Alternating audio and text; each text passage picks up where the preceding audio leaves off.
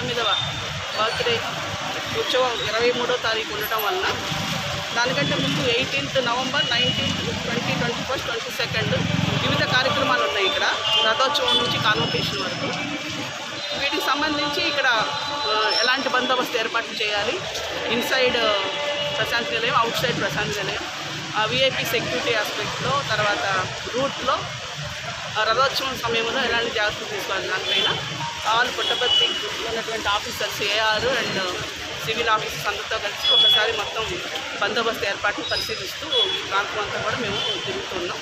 దీనిపైన పూర్తి స్థాయిలో సమీక్షించి పటిష్ట బందోబస్తు ఏర్పాటు చేయడానికి కృషి చేస్తున్నాం. యాజ్ ఆఫ్ నౌ ఇంకా ఇన్ఫర్మేషన్ పూర్తి స్థాయిలో రాలేదండి. ఖచ్చితంగా విఐపీస్ వస్తారు. మేనేజింగ్ ట్రస్టీతో మాట్లాడి విఐపీస్ ఎవరు వచ్చినా సరే గవర్నర్ గారు కానీ ఖచ్చితంగా మేము యాజ్ పర్ స్కేల్ ప్రకారం బందోబస్తు ఏర్పాటు చేయడానికి